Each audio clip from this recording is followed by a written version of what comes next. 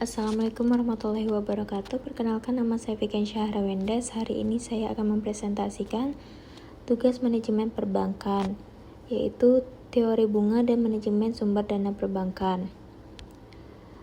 Yang pertama, teori bunga. Suku bunga adalah balas jasa dari bank kepada nasabah. Bunga juga merupakan harga yang harus dibayar. Bank kepada nasabah yang menyimpan uang, nasabah kepada bank yang memperoleh pinjaman, contoh bunga tabungan, deposito, dan bunga kredit. Jenis-jenis bunga bank terbagi menjadi dua: bunga simpanan, bunga yang diberikan bank kepada nasabah karena menyimpan uang, contoh tabungan, giro, dan deposito. Lalu yang kedua, bunga pinjaman, bunga yang harus dibayar nasabah kepada bank karena mendapatkan pinjaman, contohnya bunga kredit. Faktor yang mempengaruhi suku bunga ada 10 faktor utama. Kebutuhan dana, semakin banyak kebutuhan dana, bunga dapat meningkat. Persaingan, bank menyesuaikan bunga dengan pesaing. Kebijakan pemerintah, bank mengikuti aturan pemerintah. Target laba, semakin besar target laba, bunga pinjaman dapat semakin tinggi. Jangka waktu, semakin lama pinjaman, biasanya bunganya semakin tinggi. Kualitas jaminan, jaminan yang mudah dicairkan dapat membuat bunga lebih rendah. Reputasi perusahaan yang terpercaya dapat memperoleh bunga lebih baik. Produk yang kompetitif, produk yang mudah dijual dapat memperoleh bunga kredit lebih rendah. Hubungan baik dengan bank, nasabah yang loyal dapat memperoleh perlakuan yang lebih baik. Jaminan pihak ketiga, adanya pihak lain yang menjamin pinjaman dapat mempengaruhi bunga. Komponen menentukan bunga kredit ditentukan dengan mempertimbangkan cost of fund, biaya yang dikeluarkan bank untuk mendapatkan dana, biaya operasi, biaya operasional bank, risiko kredit macet, cadangan untuk mengantisipasi kredit yang tidak terbayar, laba yang diinginkan, keuntungan yang diinginkan diperoleh bank, pajak, kewajiban pajak yang harus dibayar bank. Lalu selanjutnya kita bahas deposito adalah produk simpanan bank dengan jangka waktu tertentu. Nasabah mendapatkan bunga sesuai ketentuan, tetapi jika dana diambil sebelum jatuh tempo, biasanya ada penalti. Jenis-jenis deposito ada 3. Deposito berjangka, dana disimpan dalam jangka waktu tertentu dan dapat diambil ketika jatuh tempo. Yang kedua, sertifikat deposito tidak menggunakan nama pemilik tertentu sehingga dapat dipindahtangankan atau diperjualbelikan. 3. Deposito on call. Deposito dengan jangka waktu pendek minimal 7 hari dan kurang dari 1 bulan, biasanya untuk dana dalam jumlah besar. Perhitungan bunga deposito. Untuk menghitung bunga deposito, salah satu rumus yang digunakan adalah keuntungan bunga deposito sama dengan setoran kali suku bunga kali jumlah tenor dibagi 365 hari, sedangkan pajak sama dengan keuntungan bunga kali tarif pajak. Contoh sederhana, deposito 8 juta rupiah, bunga 6%, pajak 20%.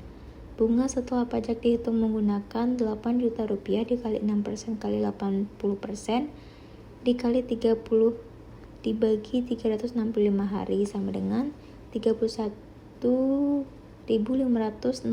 rupiah. Jadi keuntungan bunga sekitar 31.561 rupiah per bulannya.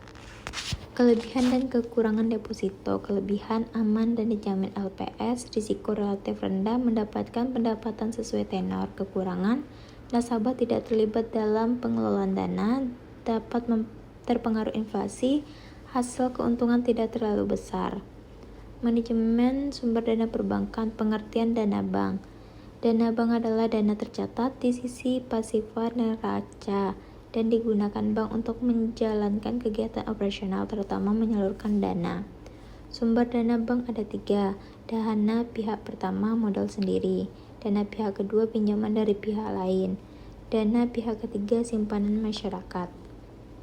Modal sendiri berasal dari bank atau pemegang saham, terdiri dari modal disetor, cadangan, laba ditahan, agio saham.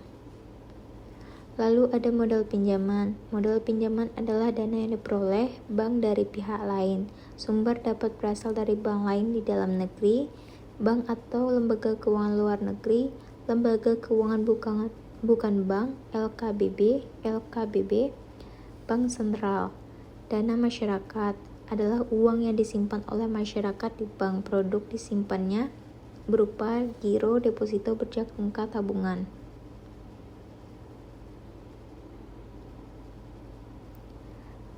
Giro adalah simpanan yang dapat ditarik kapan saja menggunakan cek, billet giro, atau pemindah bukuan. Pembukuan rekening giro menyerahkan identitas, menyerahkan referensi untuk perusahaan, menyerahkan akta pendirian, mengisi formulir yang diperlukan. Bank kemudian melakukan pemeriksaan terhadap calon nasabah. Dana giro dapat ditarik menggunakan cek atau billet giro. Cek perintah untuk melakukan pembayaran, billet giro perintah untuk memindahkan dana ke rekening lain. Cek atau billet giro disebut kosong apabila bank menolak pembayaran karena tidak memenuhi ketentuan seperti saldo tidak cukup, rekening sudah ditutup, persyaratan tidak lengkap, sudah kadaluarsa, tanda tangan tidak sesuai, adanya perubahan tetapi tidak disahkan. Sanksinya dapat berupa peringatan, penutupan rekening, lalu masuk daftar hitam. Yang kedua ada deposito berjangka.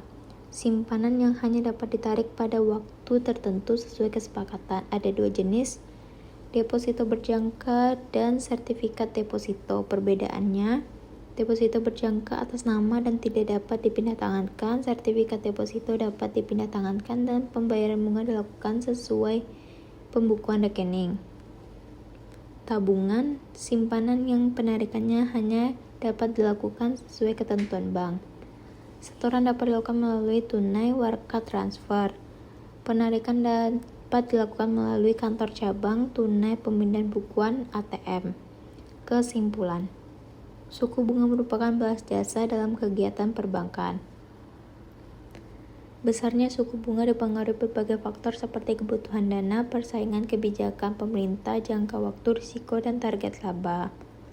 Salah satu produk yang berkaitan dengan bunga adalah deposito, yaitu simpanan dengan jangka waktu tertentu yang memberikan keuntungan berupa bunga. Jadi sumber dana bank berasal dari modal sendiri, pinjaman, dan dana masyarakat. Dana masyarakat sendiri terdiri dari giro, deposito, dan tabungan.